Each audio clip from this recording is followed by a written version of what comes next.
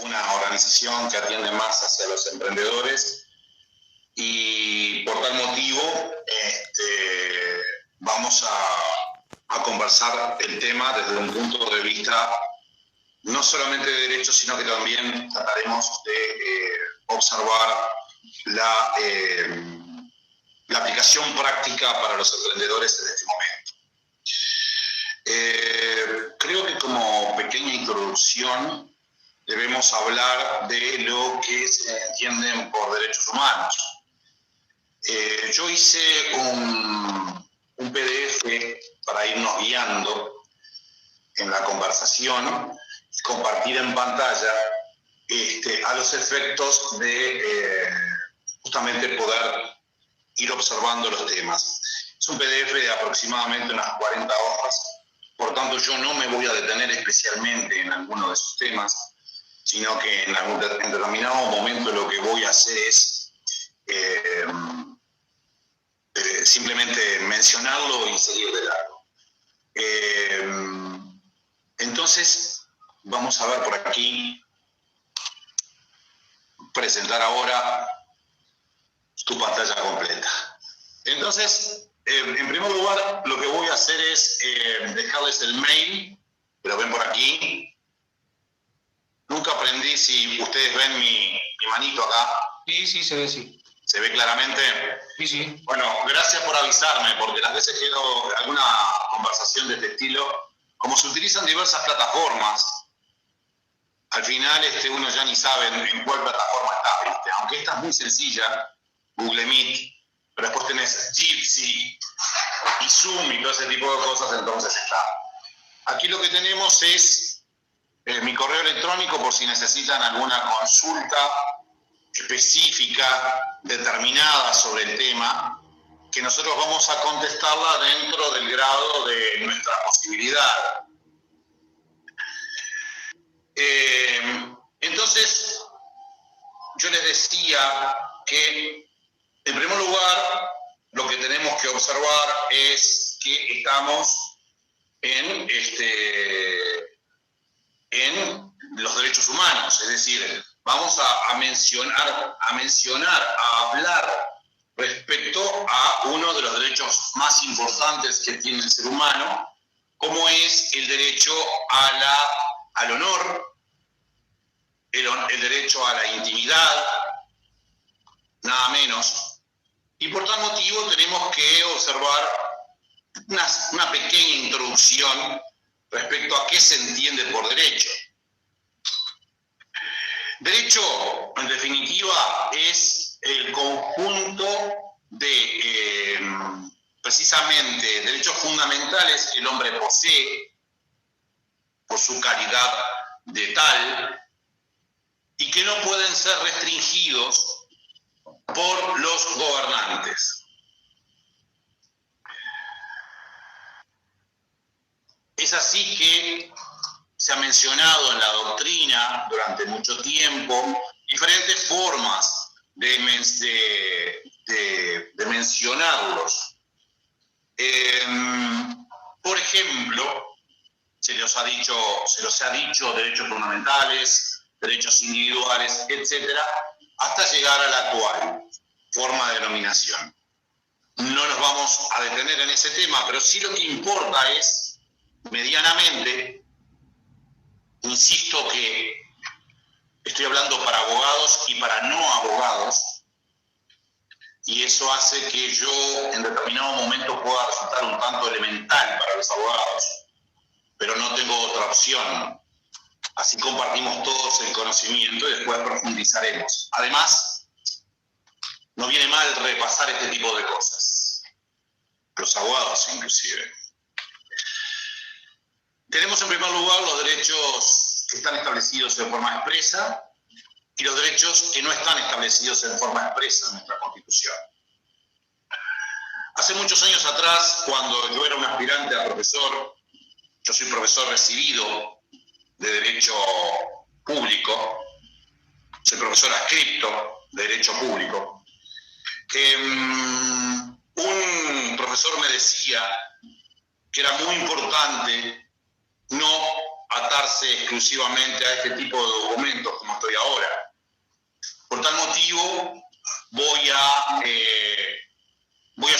documento un poco para volver nuevamente. Cuando uno está conversando con un amigo, no se atiene a ese documento para arriba y para abajo y vemos qué pasa, sino que charla en forma organizada pero desorganizada, digamos. Es lo que tienen los PowerPoint, es lo que tienen los documentos precisamente que nos atan un poco. Yo no les dije al comienzo, creo que es natural que lo diga, que yo soy un naturalista. Es decir, que entiendo que los derechos existen más allá de su consagración expresa en la Constitución. Los derechos existen o preexisten a la Constitución. Por tal motivo, el reconocimiento expreso realizado en la Constitución no sería relevante. La otra corriente, la positivista, entiende que los derechos deben establecerse en el propio texto, porque entienden que son o pertenecen como el alcohol en el vino, o sea, deben estar como el alcohol en el vino, en el derecho. Esa es una expresión de un profesor que se llama Carneluti, un procesalista. Entonces existen en nuestra Constitución derechos reconocidos expresamente y derechos que surgen del artículo 72 en su concepción iusnaturalista. Los derechos humanos solo pueden ser limitados por el orden público, es decir, no se pueden realizar conductas que atenten contra el orden público, contra los derechos de terceros y los deberes constitucionales. Estoy por aquí. Es el principio de libertad, ¿no es cierto? Es el artículo 10 de la Constitución de la República. Estoy por aquí. Artículo 10 de la Constitución de la República. Los deberes constitucionales. Siempre hablamos de derechos. Estamos acostumbrados a hablar de derechos. Y lo que no hacemos es hablar de deberes constitucionales o deberes que tienen los ciudadanos. Como por ejemplo, los deberes que surgen del deber de cuidar la salud.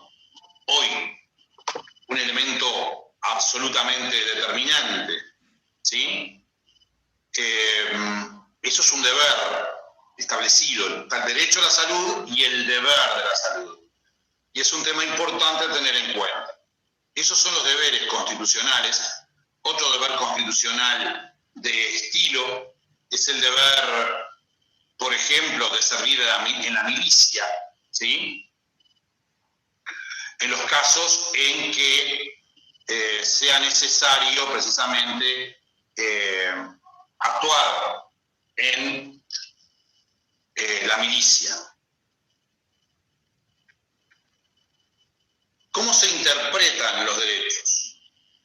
Los derechos se interpretan de la siguiente manera, partiendo de que el hombre es lo primero. Otra concepción sería una concepción transpersonalista, ¿sí? De tipo totalitario. Voy a ir rápidamente porque si no se nos va a ir el tiempo. También, hace unos años atrás, otro profesor con el cual yo me formé me decía, yo estaba en la primera clase y tenía miedo de quedarme sin tema. Entonces el profesor me tocó la espalda y me dijo, vamos, que el tiempo te va a escasear. Y es lo que va a pasar en este momento. Por tal motivo voy a ir rápido. Principios de los derechos humanos son universales para todos, extraterritoriales, van más allá de fronteras, son irrevocables, irreversibles, no se pueden enajenar, y no prescriben. En el tema de la habeas data y en el tema de la protección de los datos, están en juego especialmente dos derechos, ¿sí? Que son el derecho al honor y el derecho a la intimidad.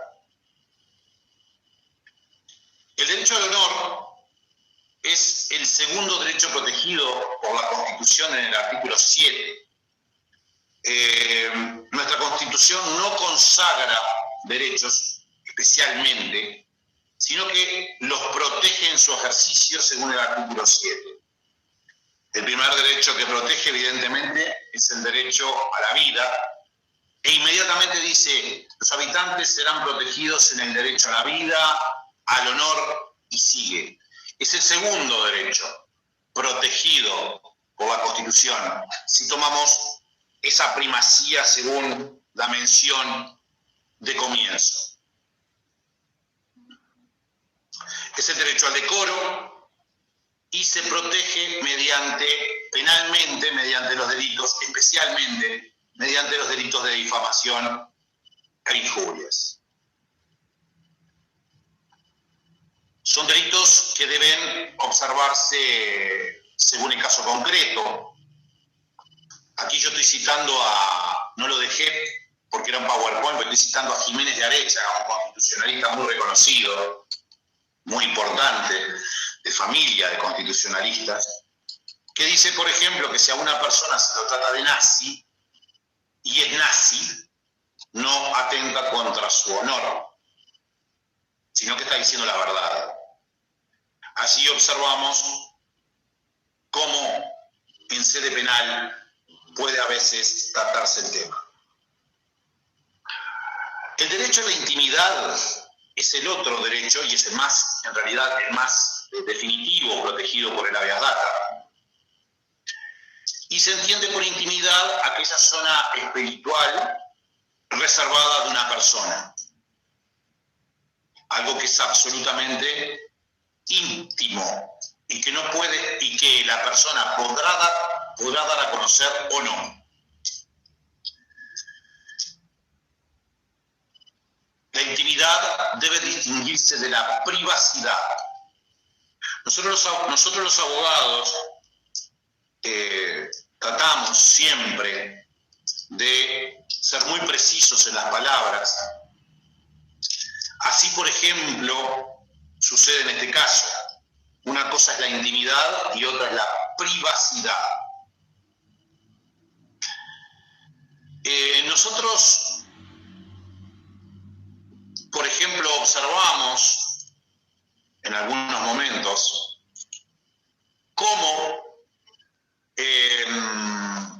las personas refieren a el pase al poder judicial, a la justicia de las actuaciones. Y en realidad las actuaciones no pasan a la justicia. La justicia es un valor. Las actuaciones pasan al poder judicial. Precisión terminológica que no es menor. Lo mismo sucede, por ejemplo, cuando estamos hablando de los estadounidenses. Una cosa son los americanos y otra cosa son los estadounidenses y otra cosa somos los uruguayos, que también somos americanos.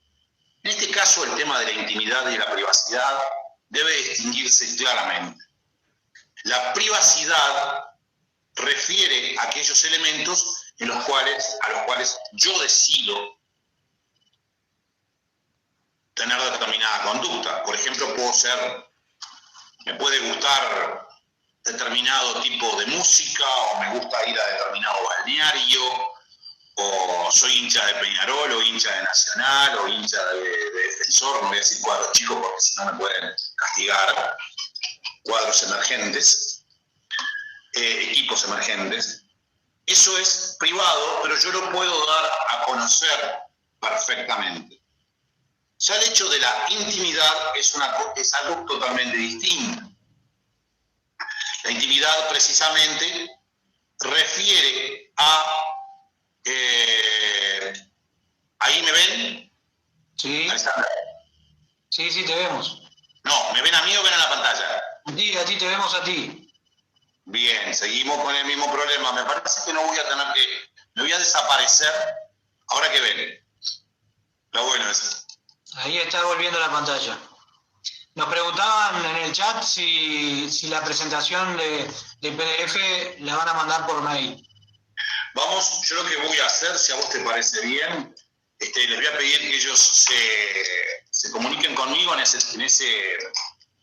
Perfecto. correo electrónico y yo me encargaré de enviarlo. Tal vez demore un poco porque estoy bastante cargado de trabajo, pero lo voy a hacer. Lo que sí les pido es que me lo digan con un asunto bien claro, ¿sí? Así no va, si llega a ir al trash o al spam, así no va a la papelera, y si va al spam veo claramente, entre mucho spam que uno recibe, veo claramente que son personas que asistieron a esta charla. Yo les decía hoy, por aquí, es privado porque pertenece a la esfera personal de las personas. Y en tanto no afecta a los terceros, se rige por el principio de libertad. Pero puede ser público. O sea, puede ser perfectamente público. Yo, por ejemplo, me he cuidado de no decir de qué equipo soy hincha. Algunos otros lo dicen, yo no lo digo. He mantenido algo que es esencialmente privado, lo he mantenido íntimo, ¿sí? Los que me conocen bien saben de qué equipo soy, espero que no lo digan en el chat, si es que lo ven, los demás, pero los que me conocen saben de qué equipo soy, lo he mantenido privado. E íntimo refiere, voy a avanzar porque si no me voy a quedar muy corto. Íntimo refiere al ámbito personal que no debería ser conocido por los demás y que yo mantengo en forma íntima. Así, por ejemplo, puedo mantener en forma íntima las opciones sexuales, no divulgo determinadas fotografías, ¿sí? Y, esto es muy importante, la interceptación o violación de correspondencia. También eso es absolutamente íntimo. Aquí es donde nosotros nos debemos detener precisamente y es donde empezamos a conversar un poco más en forma práctica. O sea, uno debe tener mucho cuidado con lo que publica en las redes sociales.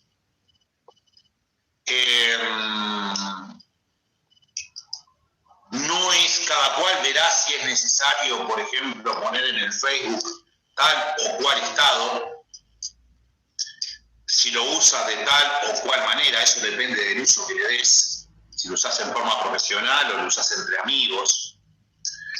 Pero allí tenés que tener mucho cuidado con lo que publicás, con lo que dejás público, ¿sí? Porque al dejarlo público, precisamente es público.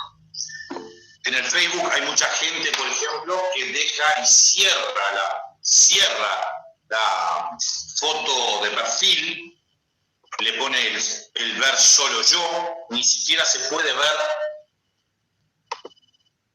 qué personas le pusieron me gusta o qué comentarios le hicieron. Otras personas, por ejemplo, tienen una sola foto de perfil, ¿sí? Ustedes allí ven determinadas opciones que cada cual manejará en forma específica.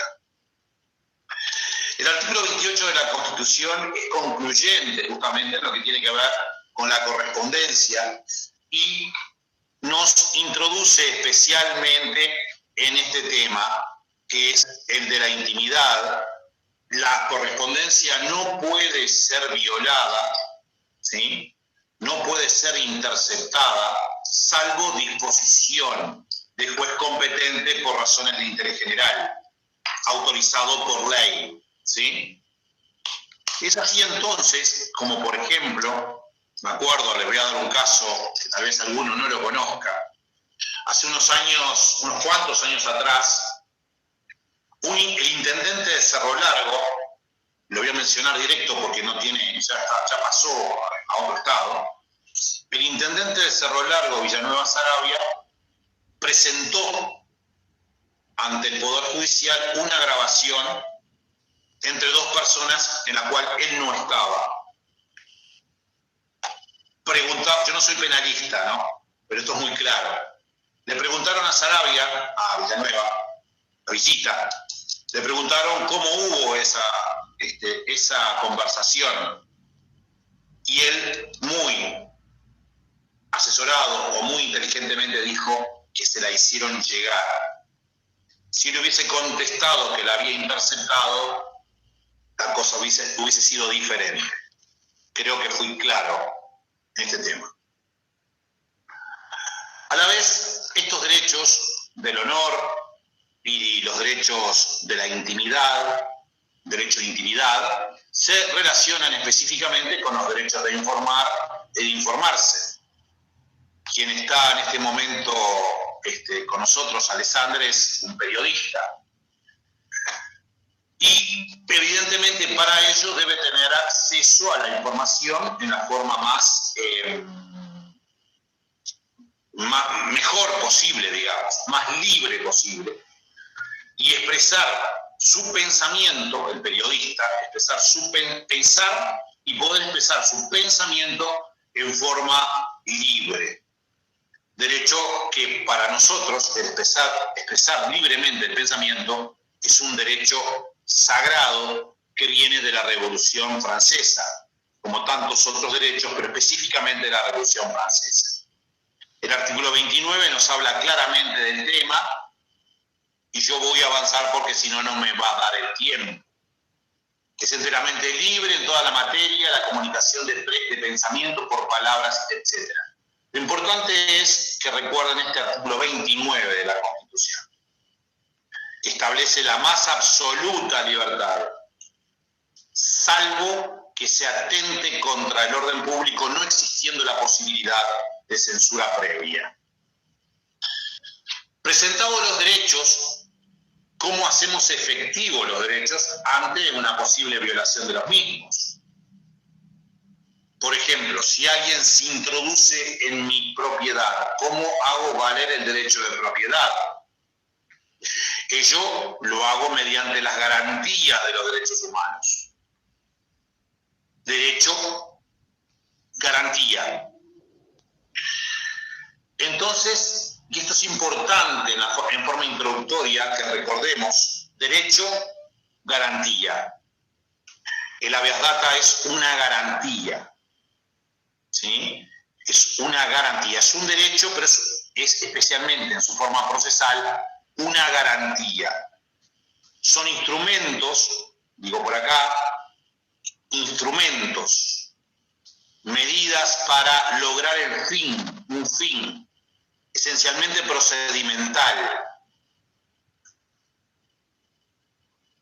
¿Cuál es la principiología de las garantías? Es decir, ¿cuáles son los principios?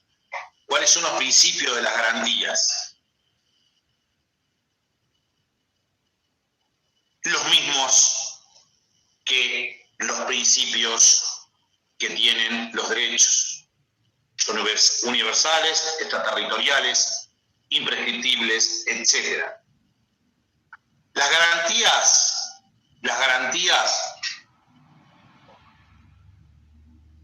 son especialmente, por ejemplo, y con esto me voy a dar a entender claramente para aquellas personas que no son abogados, el habeas corpus es una garantía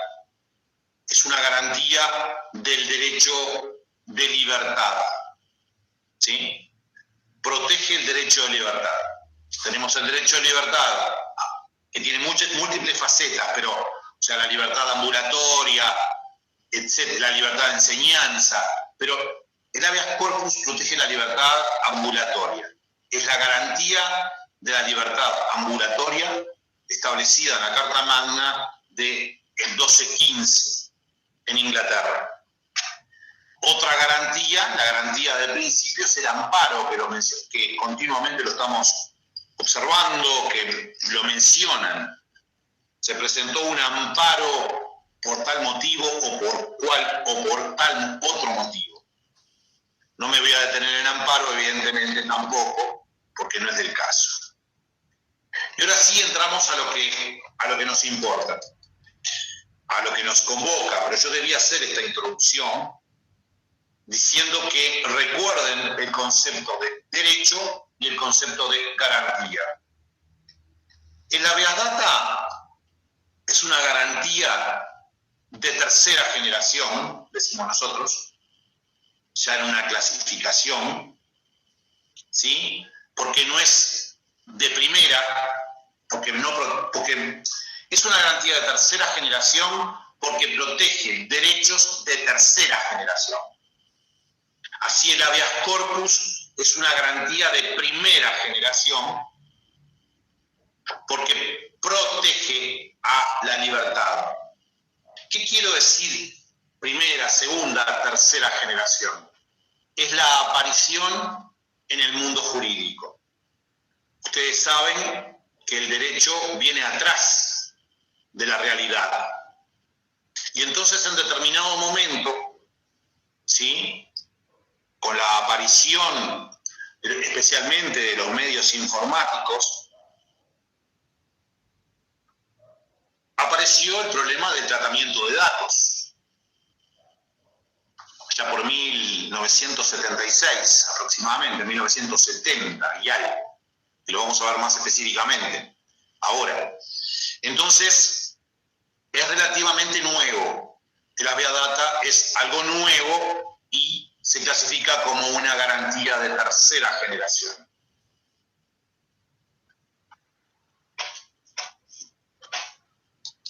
¿Qué va a proteger el habeas data? Va a proteger los datos. Hoy volvemos a aquella expresión de aquel profesor que recuerdo de hace muchos años, que decía de no atarnos al documento. Y Alexander nos comentaba hoy que le llamaba la atención especialmente lo que significaba habeas data. ¿Qué es habeas data? Habeas data es haber el dato, como habeas corpus es haber el cuerpo. O sea, es decir, haber de tomarlo, de haber, ¿sí? No haber de verlo, sino haber con H, haber el cuerpo, habeas corpus. Habeas data, Alexander, es haber el dato, ¿sí? Tener acceso al dato. Por tal motivo, el dato resulta fundamental tener claro que es un dato, ¿sí? Y por allí tenemos la definición de la Real Academia, por aquí. Antecedente necesario para el conocimiento exacto de una cosa. En informática, los datos se relacionan en el código binario, si no estoy equivocado, no soy informático también, 1, 1, 0. ¿Sí? Y allí, esto es lo que va a proteger y defender el habeas data. El DAT. A ello debemos agregar el dato personal. ¿Qué es el dato personal? Es aquel que refiere a una persona física o de existencia ideal, estoy hablando de las personas jurídicas allí, una persona física o una persona jurídica identificable o no identificable, no determinable. Por lo expuesto, los datos personales son el nombre, sexo, nacionalidad, etc. Muchos de estos datos son públicos, como vamos a ver más adelante. Son públicos, o sea, son públicos por definición. El nombre, la nacionalidad, etc. son datos públicos porque fueron dados a la autoridad pública en ejercicio de su necesidad de observar la existencia de las personas. Los datos personales pueden clasificarse en sensibles y no sensibles. Por aquí. Los datos sensibles son aquellos que pueden dar lugar a discriminaciones. Esa es la definición habitual de dato sensible. Los que somos abogados o escribanos, los operadores jurídicos, sabemos que las definiciones hechas por el legislador no debería hacer definiciones en las leyes. Y en este caso no ha hecho específicamente una definición clara y concreta sobre dato sensible. Pero la palabra es especialmente, para que ustedes recuerden, si estuviéramos en un tesauro, en una clasificación de palabras claves, ¿sí?, para una búsqueda, un tesauro, dato sensible, discriminación. Por tal motivo es absolutamente íntimo del titular. Evidentemente, según la evolución de la sociedad, por ejemplo, la opción sexual podrá ser o no un dato sensible para la persona. Pero si la persona desea mantener su opción sexual en su esfera íntima, es un dato sensible. Es como hablábamos hoy. Yo, por ejemplo, no digo en forma pública, por ejemplo, a qué equipo de fútbol pertenezco, qué ideas, no sé, se me ocurre, religiosas o filosóficas pueda tener. No lo digo en forma pública porque no entiendo que es privado, porque entiendo que es íntimo, pero podría darlo como hay muchos que lo dan. Por tal motivo, los datos sensibles serán de conformidad a la sensibilidad del sujeto. Pero el legislador ya da determinados elementos para que la persona que está enfrente de otra sepa que puede encontrarse con un dato sensible. Los ejemplos clásicos lo menciona además la ley, y las leyes en general del derecho comparado son el origen racial y étnico, las opiniones políticas podrían serlo, convicciones religiosas o filosóficas, afiliación sindical, etc. ¿Sí? Padecer determinada enfermedad, en determinado momento cuando apareció determinada enfermedad, ya por la década del 80 era algo absolutamente estigmatizante. Estos datos, estoy hablando del SIDA, estos datos, es evidente, los datos sensibles, no deberían registrarse, salvo es evidente necesidad, porque pueden provocar discriminación. Existen excepciones. Enfermedad en ficha clínica. Se registra, pero es íntimo. No puede violarse esa intimidad y la sociedad médica debe tener los elementos de seguridad informáticos necesarios para que esas fichas no sean violadas, si no generaría responsabilidad, como veremos más adelante.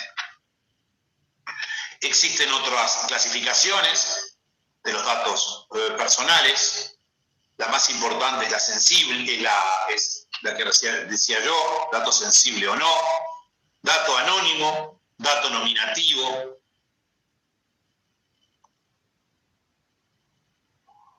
Y los datos nominativos, o sea, cuando refieren a una persona determinada, pueden ser directos, por ejemplo, a mi amigo Daniel, que anda por allí, mi amigo Alexander y otros amigos que he visto en pantalla.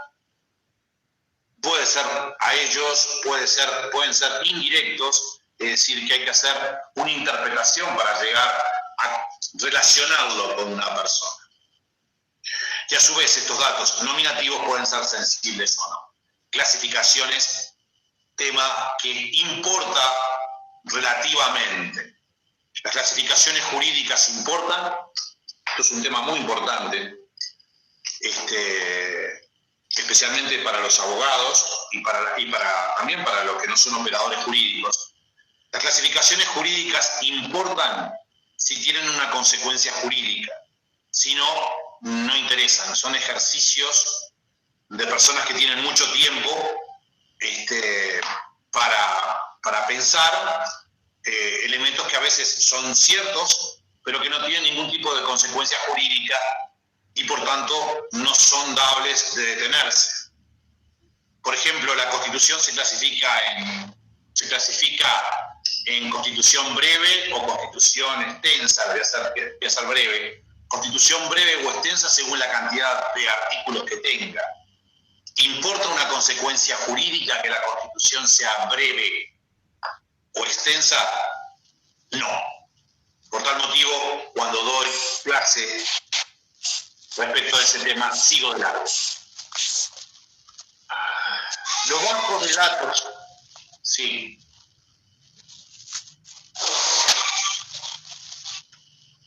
Cierren el micrófono. Los bancos de datos pueden ser públicos o privados. Los bancos de datos son justamente aquellos registros, como decíamos hoy, que poseen determinados datos en virtud de una finalidad determinada, como vamos a ver más adelante. Debe existir una finalidad para la recolección de datos y para la recolección y almacenamiento de datos. Los bancos de datos pueden ser públicos o privados. Públicos son los que pertenecen al Estado. El carácter público no refiere al acceso público, sino que refiere a la relación con el Estado. Dato público, Estado. Dato privado, persona particular. Entre los datos privados, entre los registros privados, es clásico el dato de riesgo crediticio, el clearing de informes, ¿sí? Que además, por ejemplo, tiene una regulación muy específica en Argentina, por eso está por allí nombrado. No me voy a detener en ese tema, ¿sí? Es el ejemplo más claro, más evidente, más tangible en este momento para recordar lo que es un registro de datos privados. Este tema es importante, aquí esto es importante, porque se ha debatido la posibilidad que las personas públicas puedan comunicar sus incumplimientos a clearing. ¿Y qué sucedería con las personas que justamente no cumplen sus obligaciones ante el Estado? Por ejemplo, ¿se puede dejar sin luz a una persona o se puede dejar sin agua a una persona? Es todo un tema que se debate bastante, ¿sí? Que no es dable detenerse en este momento y que, por ejemplo, en Argentina no se permite que la gente quede sin agua, por ejemplo, para que veamos cuáles son determinadas realidades. El habeas data, entonces, ya ingresando más específicamente, que estamos en 2048 según mi reloj, el habeas data es haber el dato, ¿sí? Es el derecho que asiste a toda persona identificada o identificable de solicitar la exhibición en registros públicos de los datos personales o de su familia, saber qué existe, qué datos tienen sobre mí, ¿sí? O sobre mi grupo familiar, específicamente cuando son menores, más específicamente, ¿sí? Y teniendo el dato, saber su exactitud, si el dato es exacto, requerir la rectificación si no es exacto, o la supresión en el caso justamente de que sea inexacto u obsoleto. O si es un dato sensible que no deba ser recolectado o registrado, pedir su supresión. Bueno, aquí etimológicamente, es lo que te decía hoy Alexander, viene del latín, a ver el dato. Y es una garantía entonces, como le decía yo específicamente, es una garantía que permite saber lo que les acabo de decir.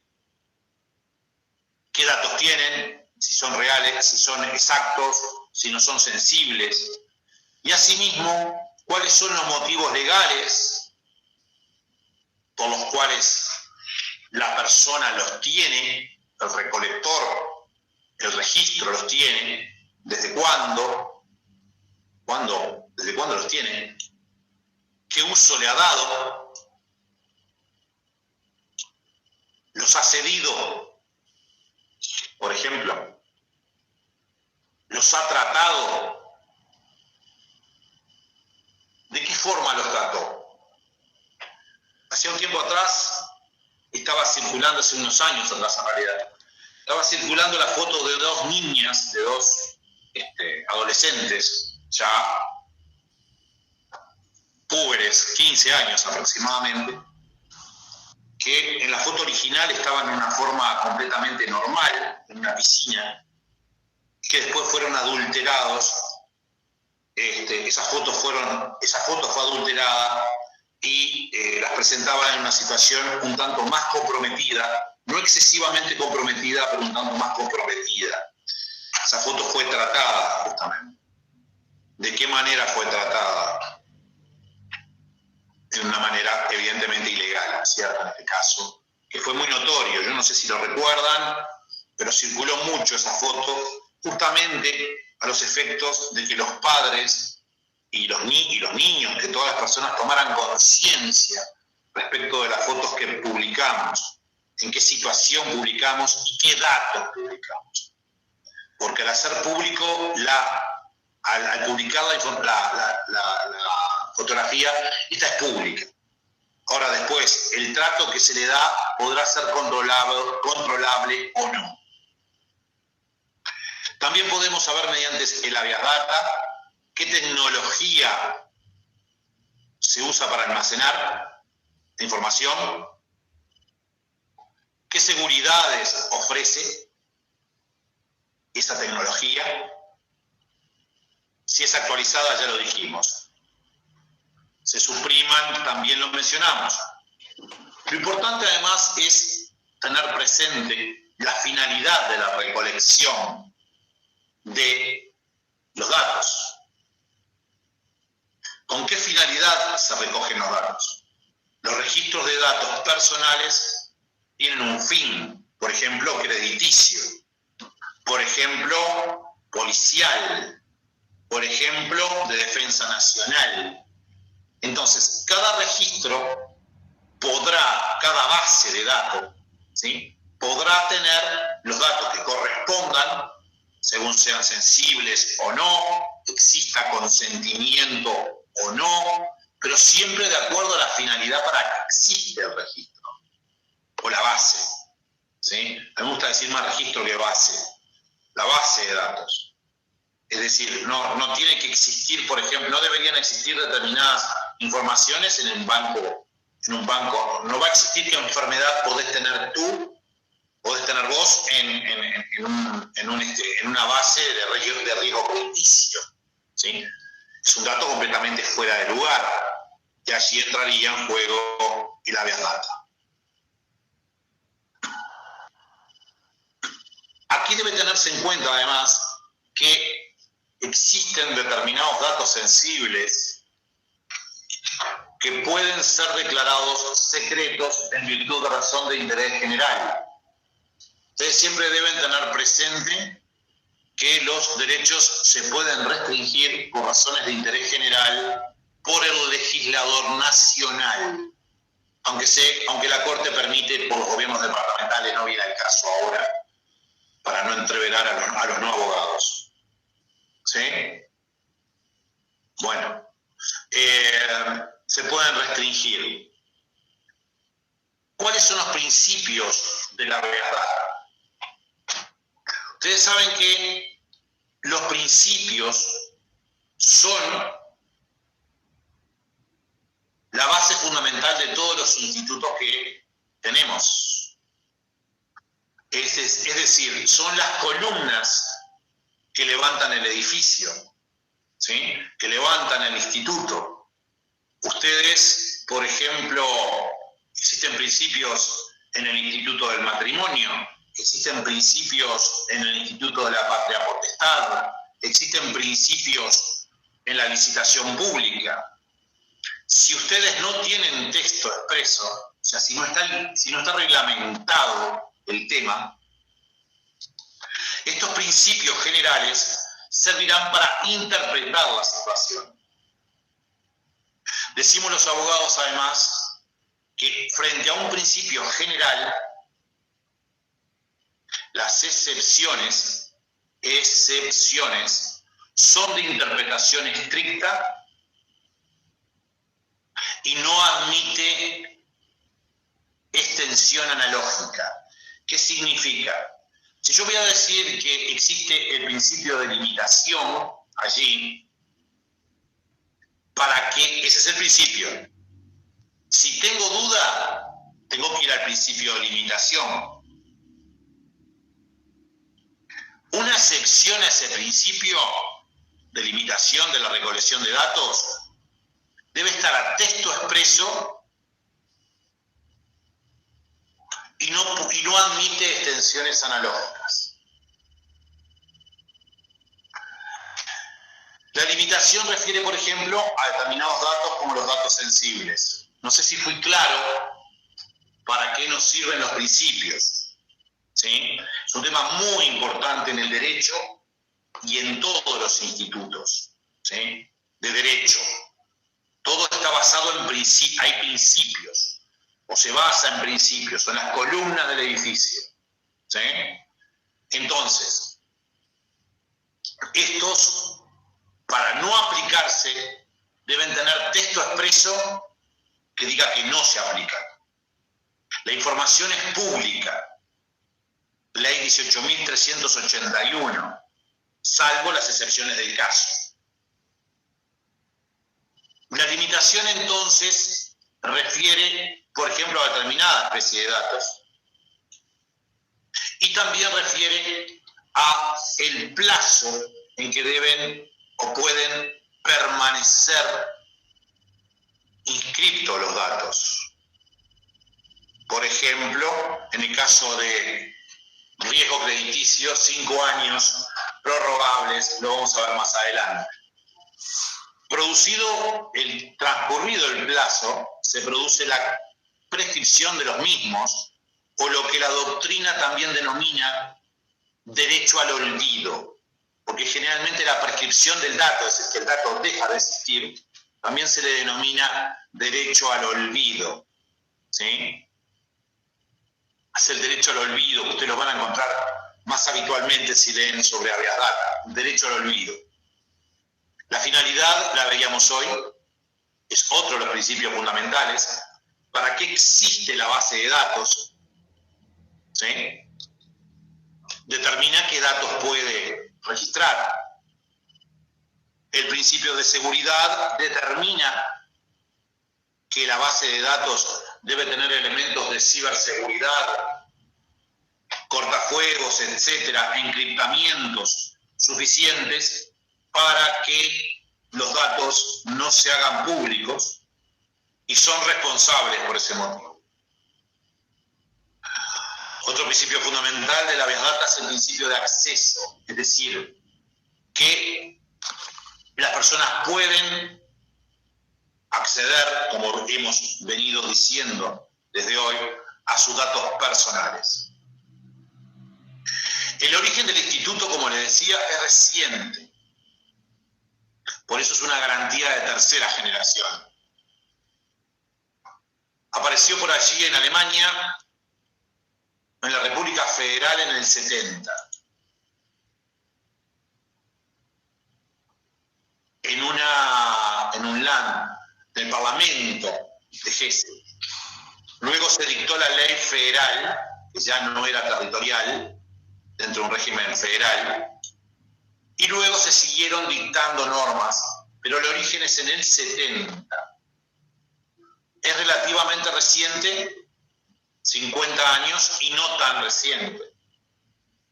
En Suecia se dictó una norma, en Estados Unidos ya por el 73, la norma de Estados Unidos es en el 74, acuérdense del caso Watergate, por el cual Nixon debió renunciar, por el espionaje que realizaron los republicanos a los demócratas. Ese es el caso Watergate,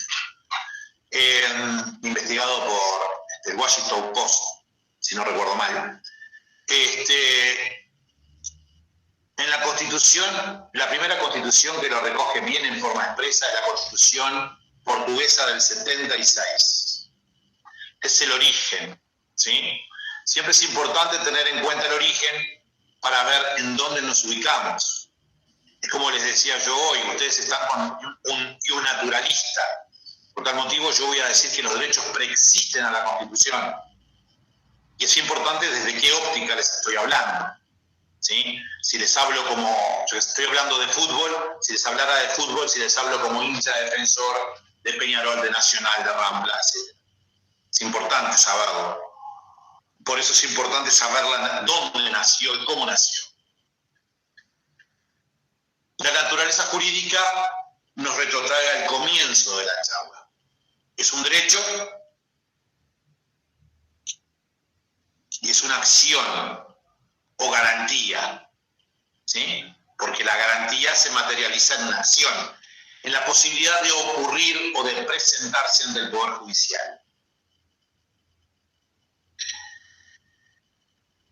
El objeto de la habeas data ya lo hemos mencionado, cuando empecemos a repetir algunos elementos, cuando hice la introducción, voy a seguir de largo. El objeto de la habeas data seguramente evolucionará como evolucionan todos los institutos, pero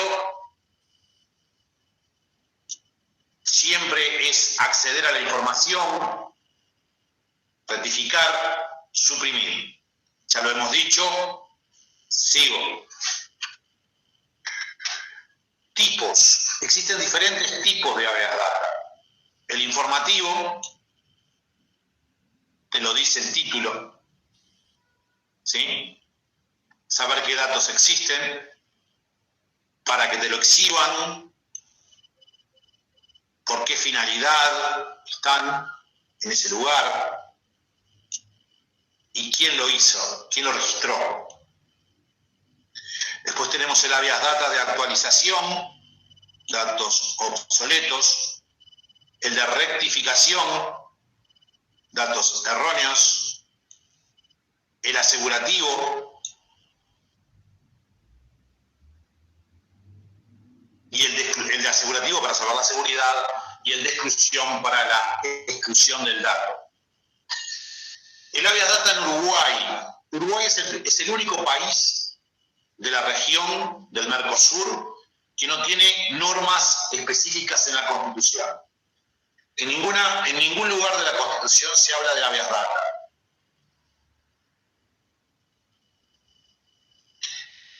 Recuerden que la primera Constitución que estableció el habeas data fue la de Portugal en el 76. Que la primera ley fue una ley territorial alemana en el 70. Y nuestra Constitución del 67 quedó atrás en este tema, aunque tuvo varias reformas posteriores, este tema no se trató.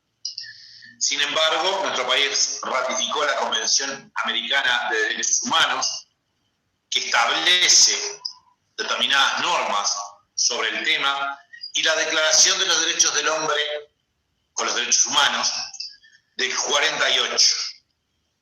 Toda persona tiene derecho a un recurso efectivo, una garantía, tiene derecho a una garantía para que se lo ampare contra actos que violen sus derechos. Recurso efectivo, por aquí. Por otro lado, el artículo 12 12 ya más específicamente dice que nadie puede ser objeto de injerencias en su vida privada. Es decir, que protege el hecho de que la persona, por ejemplo, elija ser hincha de Rampla o de Cerro privado, y si protege ese derecho, más aún, o sea, lo privado más protege lo íntimo. El que puede lo menos, el que puede en este caso lo menos puede lo más. La ley fundamental del habeas data es la ley 18.331 del 2008. Esta ley tuvo algunas modificaciones, especialmente en la 18, está pasando una moto, especialmente la ley 18.719 y 19.355. La ley se dictó en un momento muy especial, donde en un momento social especial, 2008,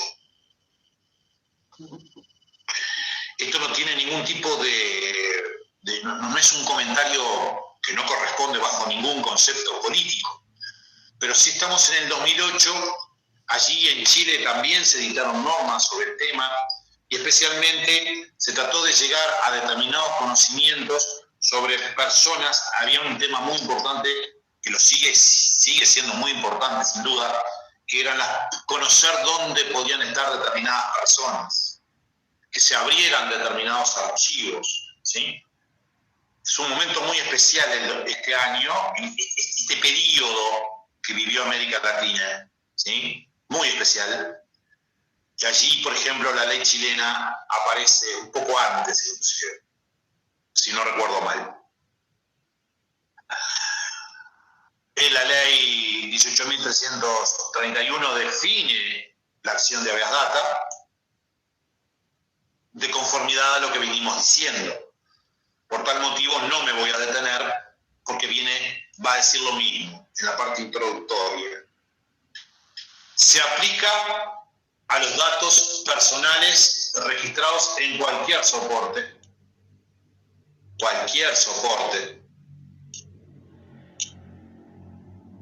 y que sean susceptibles de tratamiento, ya sea en el ámbito público o privado. Cualquier soporte, tratamiento público o privado.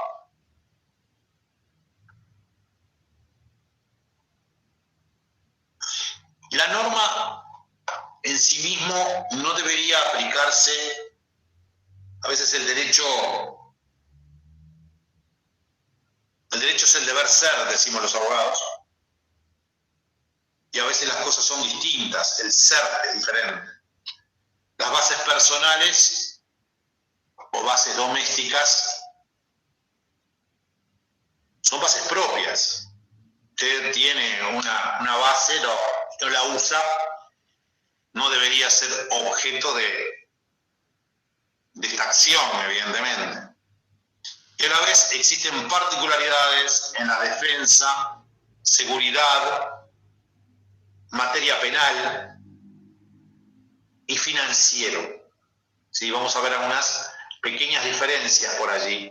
Ustedes pueden imaginar por la materia que se está tratando.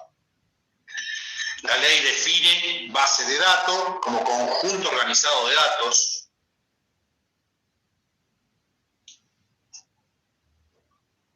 para ser tratados electrónicamente o no.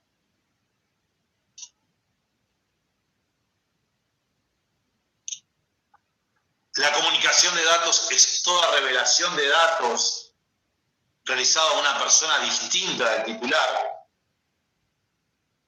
Pura y simplemente es transferencia de datos. A veces uno recibe mails que te dicen, acá tenemos una base de datos, y después te empieza a aparecer spam de todo tipo, ¿no es cierto? Son datos que se recogen de mails, que lo habrán sufrido y lo seguiremos sufriendo en esos spam que nos aparecen en los correos electrónicos. Aunque el correo se utilice menos, se sigue utilizando. Esto es muy importante, el consentimiento del titular es la voluntad libre e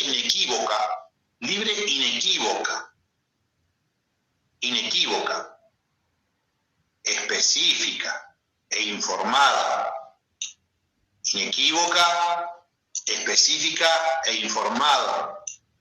mediante el cual el titular del dato lo da el dato, consiente en dar el dato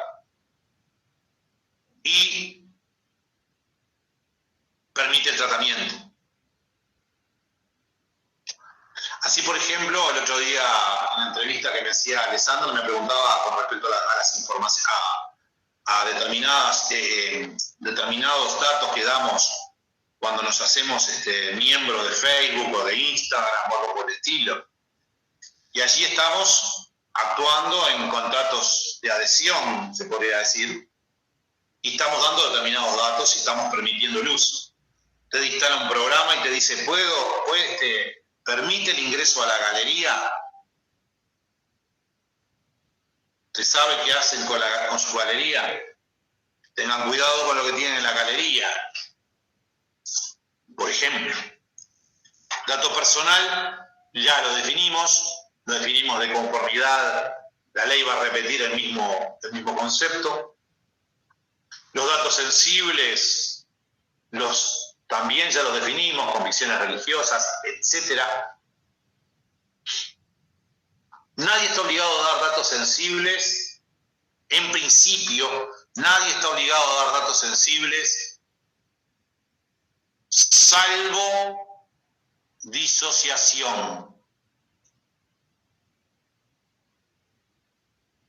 Es decir, por ejemplo, con fines estadísticos, me podrían obligar de alguna manera a dar datos sensibles, pero si los disocian de mí. O sea, no son datos que pertenezcan a mí como titular, sino con una finalidad estadística.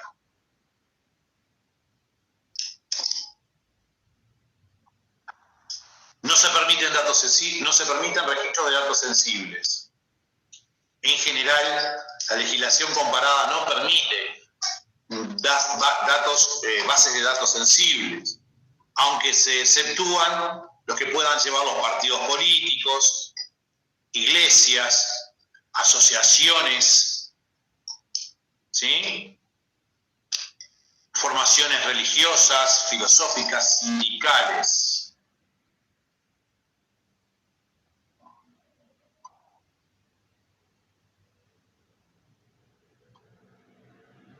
El destinatario es la persona física o jurídica o privada que recibe la comunicación del dato. La disociación es precisamente que el dato no se atribuya a una persona. El encargado del tratamiento es muy claro, no necesito ni siquiera detenerme, pero queda por allí, más aún aquellos que me pidan el documento. Es importante quién es el encargado porque va a ser el responsable, puede ser uno de los responsables en el caso de responsabilidad. Y las fuentes accesibles al público son aquellas cuya consulta puede hacer cualquier persona, sin abonar ningún tipo de contraprestación.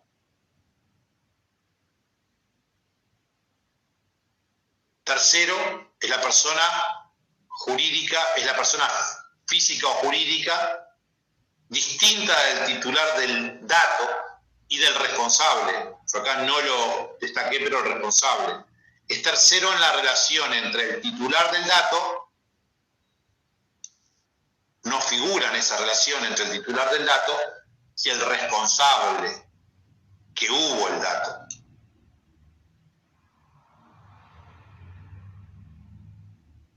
Tratamiento de datos son las operaciones y procedimientos sistemáticos de carácter automatizado o no que permitan el procesamiento de datos.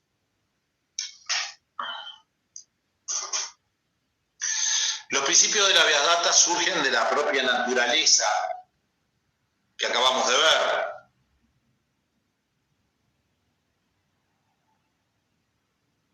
Y los mencionamos hoy al pasar. Es decir, mencionamos claramente el principio de veracidad. No sé si me están viendo, amigo, el documento. Ahora se fue el documento, Rubén. Estamos en 1:15 más o menos. Yo preguntaría a la gente cómo van. Sí, creo que es muy interesante porque casi nadie que se ha ido de la charla. A mí me parece súper interesante, pero me gustaría saber que por chat que nos vayan poniendo qué les parece, y también si tienen alguna consulta, que está bueno. Hay algunos ahí saludando también. El tema pasa por el hecho, sí, el tema pasa por el hecho, hola Noelia, el tema pasa por el hecho de, bien impecable, gracias Santiago, quedan algunas cosas, por ejemplo, por decir simplemente, antes de abrir la charla. Gracias Ricardo. Gracias Nancy también. Hola Guillermo. Queda simplemente decir que... gracias Cindy. Queda por decir que específicamente la regulación de la acción, nada más que eso, porque hemos presentado los datos sensibles, hemos hecho referencia a los datos de defensa nacional y seguridad, que tienen determinada particularidad, a las fichas,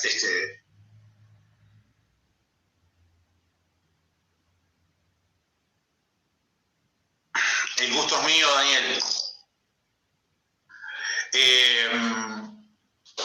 Hemos hablado de esos diversos temas, y lo que queda simplemente por presentar es cómo es la acción de Habeas Data.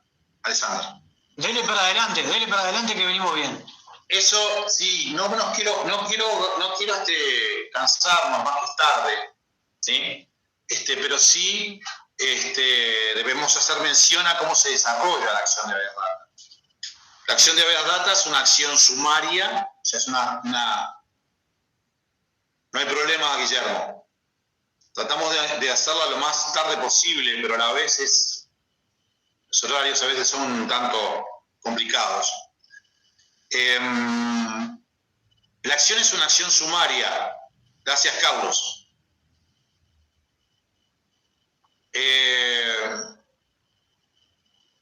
La acción es una acción sumaria, es decir,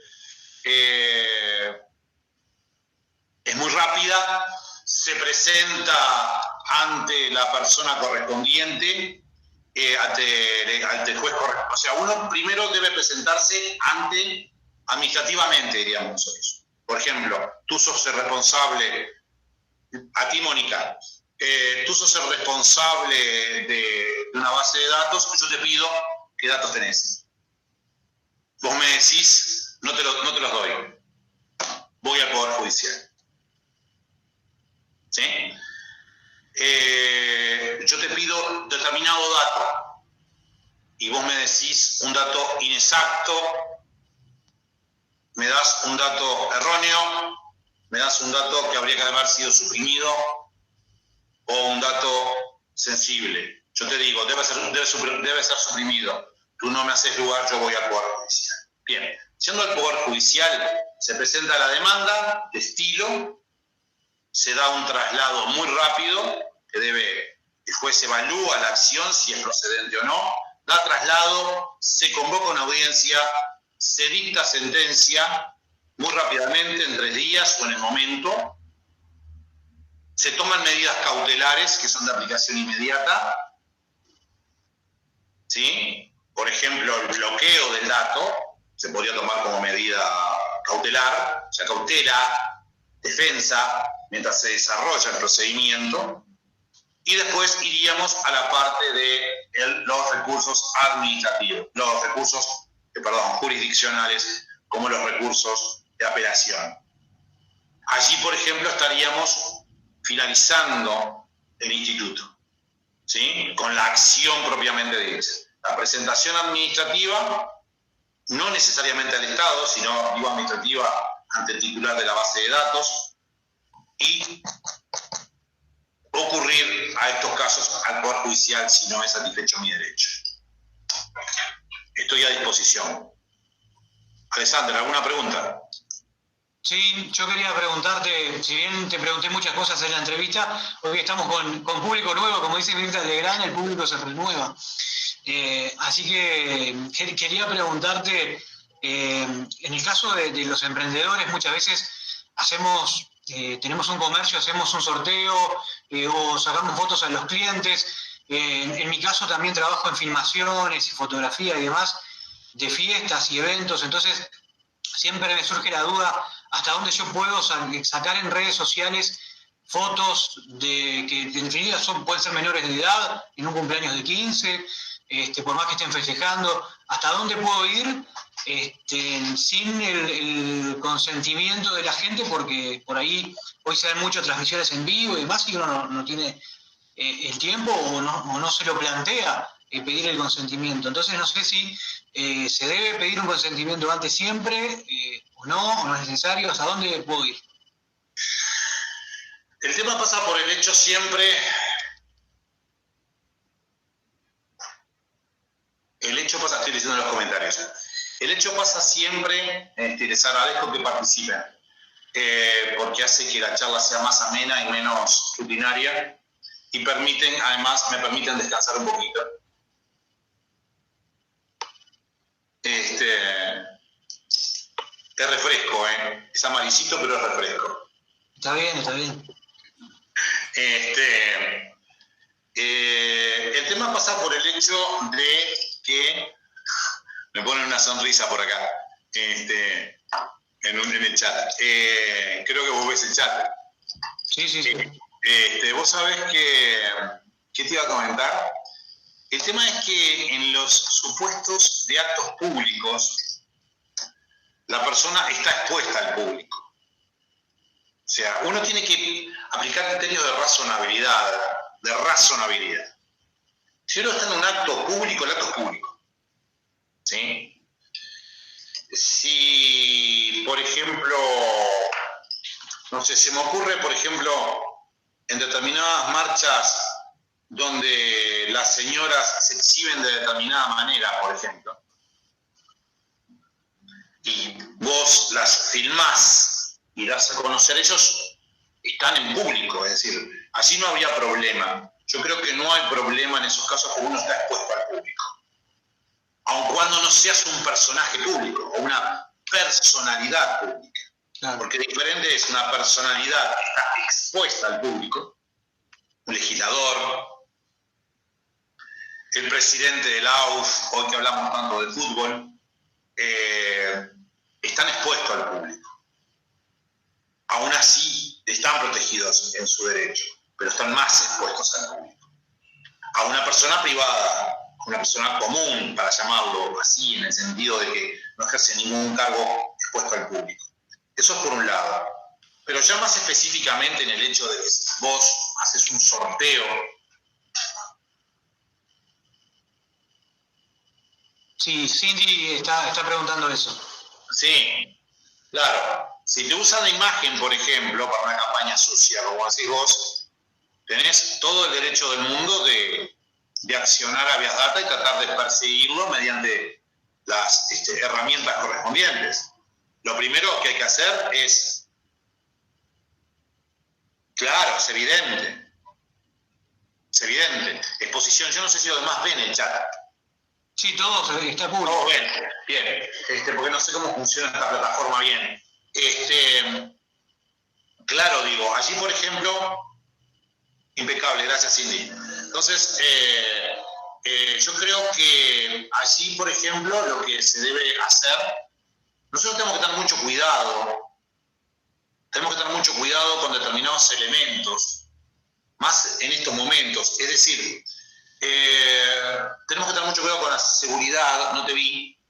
Tenemos que tener mucho cuidado con la seguridad que tenemos respecto a nuestros datos, a nuestras galerías, a nuestro celular, a nuestras contraseñas. A la vez tenemos que tener mucho cuidado de las fotos que publicamos en público, justamente que publicamos en Facebook. No podemos publicar cualquier foto elegantemente. Y llegado el caso, ocurrir o ir a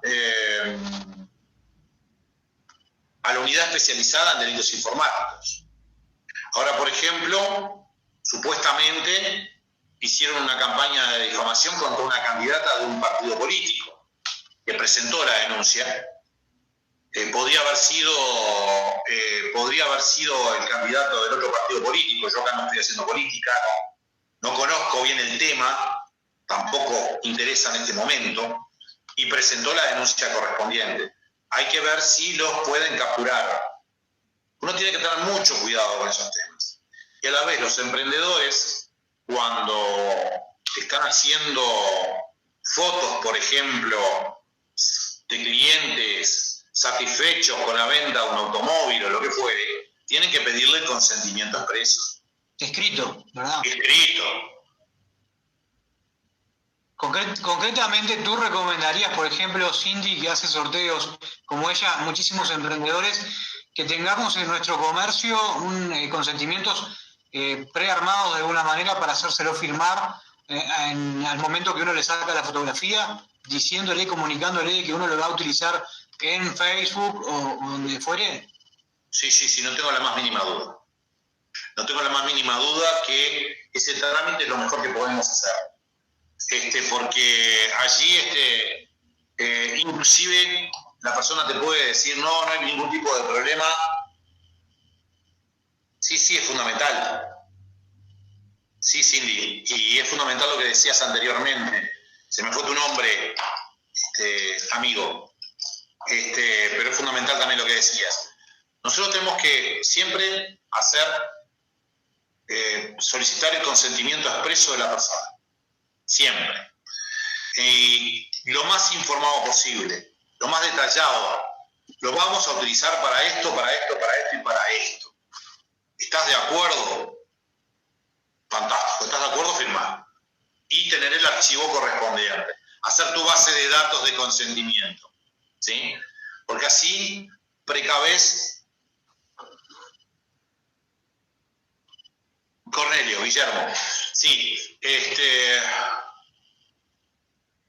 sí, sin duda, Carlos. Hay que hacer una copia para ambos. Porque si no podemos estar sujetos a responsabilidad. Además, la gente, te dice una cosa y después te dice otra. Es decir, te dice que sí, que no hay ningún tipo de problema y después termina presentándote una acción y te hace un terrible problema, tenés que transar, en fin, etc. Pidan consentimiento expreso, exacto, específico. Sin duda, el que avisa no traiciona. Está protegido por la ley. Sí, la palabra perdió el valor. Perdió el valor hace tiempo. Ustedes saben que la voy a hacer muy corta, porque además se nos va el tiempo, pero son lindas referencias, más para los que no son abogados. En el derecho romano existía lo que se llamaba el juramento decisorio. Juramento decisorio. Vos, Alexander, me debías determinada cantidad de dinero. Íbamos ante el pretor y yo te agarraba y te decía, Alexander, jurame que no me debes. Y ese tu juramento decidía el juicio. Mirá si tu palabra valía. Seguro.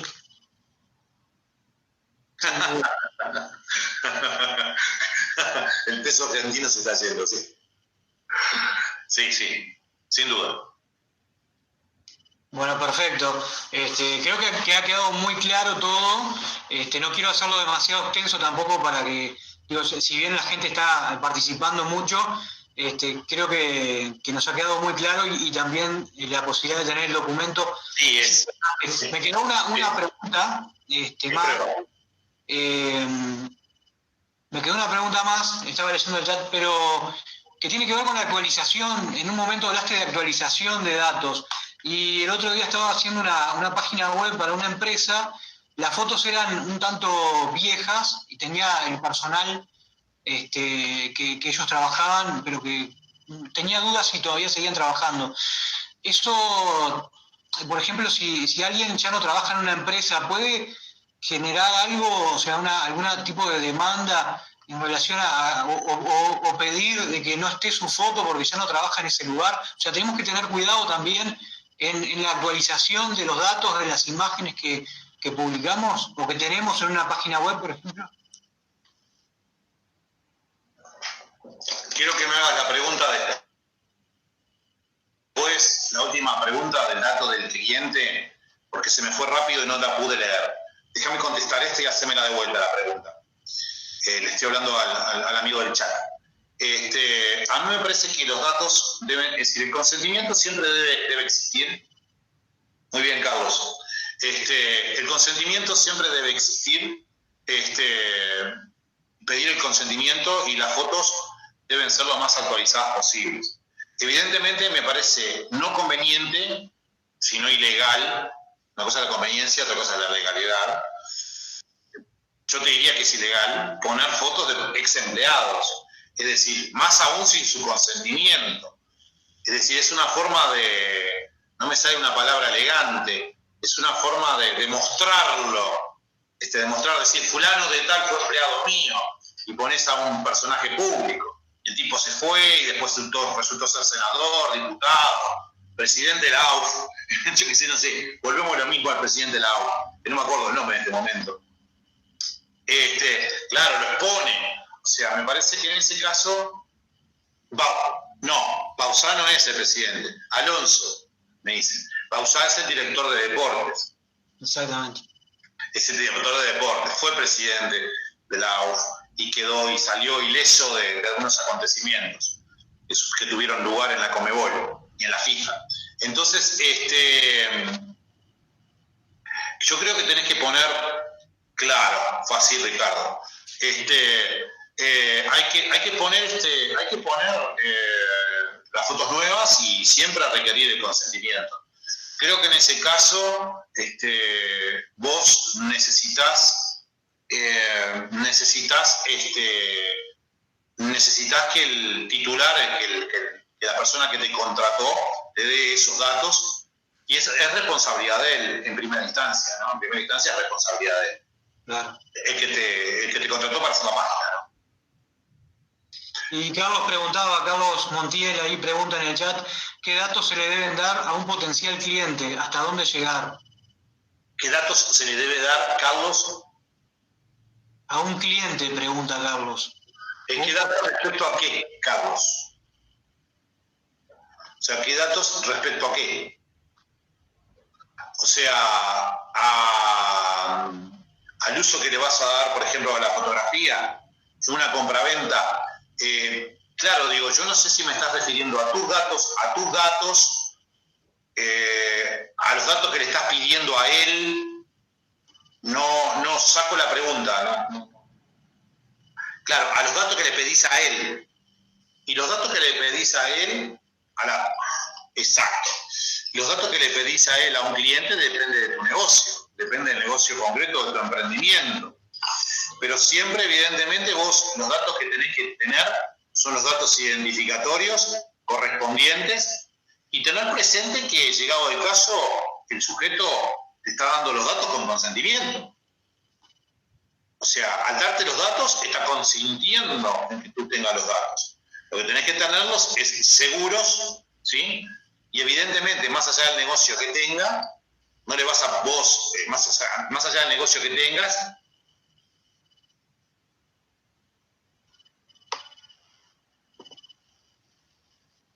bien, más allá del negocio que tengas, no tenés que,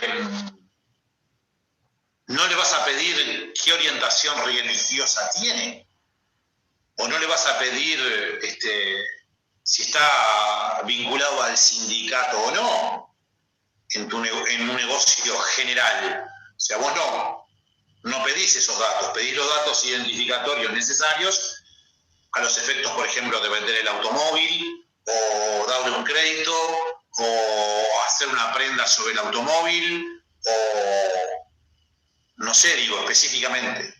Pero evidentemente no vas a pedir datos sensibles porque, bien,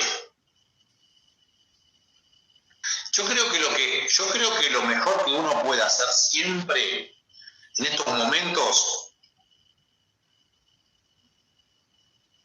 Chao, Leonardo, que pases bien, un gusto.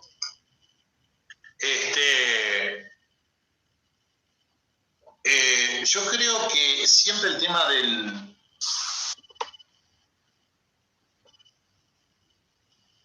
Vuelvo, esperame un momento la última consulta. A mí me parece que el tema del consentimiento, uno en estos momentos andamos todos corriendo. Si ese es el problema que tenemos, no tenemos tiempo para nada. Tenemos que tratar de pensar que todo tiene una causa y efecto, que es un sexto principio de un autor muy antiguo. Todo tiene una causa y efecto, y que debemos tratar de mantenernos tranquilos y no ser apresurados según el negocio que estemos haciendo. Evidentemente es diferente que nosotros estemos vendiendo caramelos a que estemos vendiendo alguna otra cosa. Es decir, yo acá con esto no estoy ninguneando a ningún emprendedor, que quede claro, sino que estoy hablando de diferentes negocios porque tengo que ser claro. Entonces, si los negocios son de determinada entidad, uno debe ser lo más específico posible. Voy a ser claro. El derecho contractual, nosotros para celebrar un contrato debemos tener en principio 18 años. La capacidad civil se adquiere a los 18 años. Si uno tiene un kiosco y le vende caramelos a un niño, el contrato es nulo, porque el niño no tiene 18 años. Ahora, ¿te van a entablar una acción por ese motivo? Evidentemente que no. Por tal motivo, los consentimientos que se soliciten deben ser lo más detallados posibles y a la vez dependen también de la entidad de negocio de que se trate. O sea, cuanto más económicamente complicada o redituable o mayor monto sea, es importante que el consentimiento sea más detallado. No sé si contesté tu pregunta. Perfecto. Creo que sí. Ahí Gracias, Carlos. Me preguntaban recién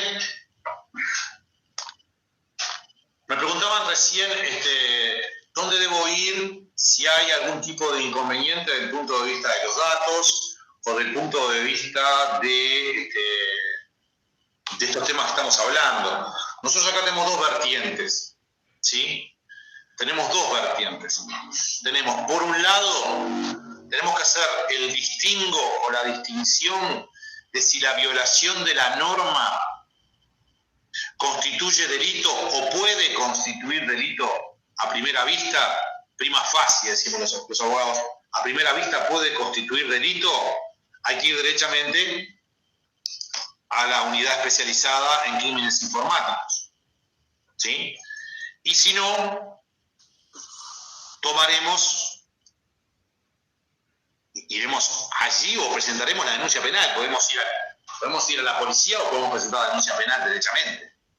Ahí ese tema lo evaluará el abogado. Ustedes contraten. Siempre es bueno contratar a un abogado o consultarlo, por lo menos prima facie, a primera vista, a ver a dónde vamos. Inclusive siempre encontramos alguna onda que nos tienen una onda para hacerlo si nos presentamos sin necesidad de firma. No sé si fui claro. A veces podemos presentar un escrito sin firma de abogado y te tiran un escrito, un modelo. Ahí tenemos que distinguir si existe delito o si no existe delito, a primera vista. Si existe delito, podemos ir al Poder Judicial derechamente o a crímenes informáticos.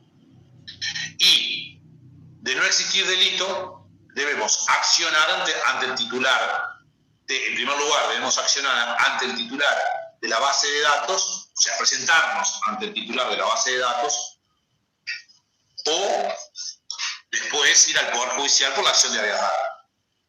No sé si te contesté, Daniel. Bien. Vamos con una de las últimas preguntas.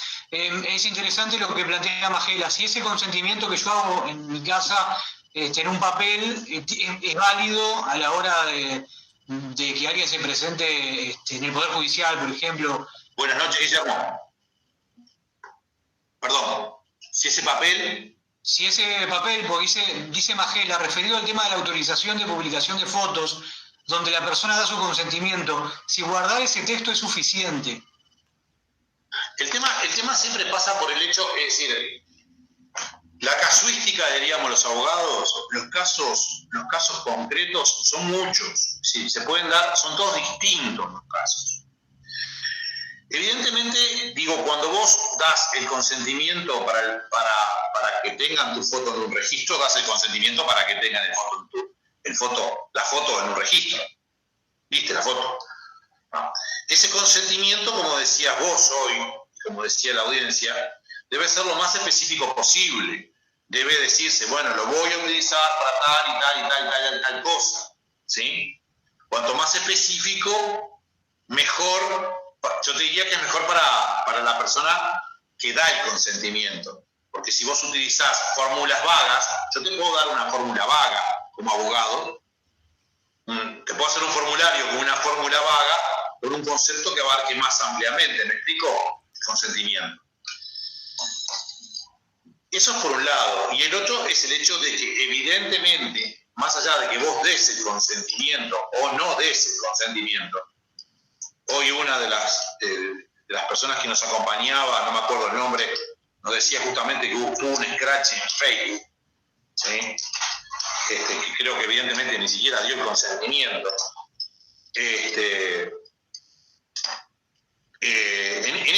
En esos casos, por ejemplo, si vos das el consentimiento de tu foto, no la pueden tratar de tal manera que te pongan, no sé, que te desnuden, por decirlo así, digo, se me ocurre en este momento, ¿sí? Evidentemente la foto no debe ser tratada de esa forma. Está íncito, está implícito que la foto, llegado al caso, puede ser tratada medianamente con un criterio de mejoramiento, pero no un criterio de sexualidad, por ejemplo, un criterio de sexualidad. Estoy yendo a los elementos más claros y más gruesos para ser bien claro, ¿no es cierto? Perfecto, Rubén. Agradecerte por todo este tiempo. La verdad, nos llena gratamente porque pocas veces tenemos la oportunidad de tener tanta información sobre la mesa tan completa y tenerte a ti, que has escrito libros sobre el tema y demás, es realmente un placer. Así que agradecerte a ti y a toda la gente que ha participado. El gusto. Gracias, Mónica, y gracias, Carlos. Gracias, Alexander. Gracias a las personas que nos acompañaron. No hay cosa más importante en la vida. Shirley, Ricardo, Jennifer, abrazo. No hay cosa más importante, Giselle, para ti también. No hay cosa más importante del ser humano, una de las cosas más importantes, gracias Magela, Cecilia, no hay cosa más importante en el ser humano que, una de las cosas más importantes del ser humano es dar el tiempo, darnos el tiempo. Yo estoy dando mi tiempo, para ello estoy dejando determinadas cosas, como tú, Alexander, como tú, Carlos, que te estoy viendo, como tú, Daniel, que te estoy viendo también, y como todos los que hemos participado. Nos hemos dado un tiempo para reflexionar, y yo te agradezco a ti y a los participantes, porque yo reflexionando con ustedes, también reflexiono, también aprendo, ¿sí? Y en vuestras inquietudes aprendo más.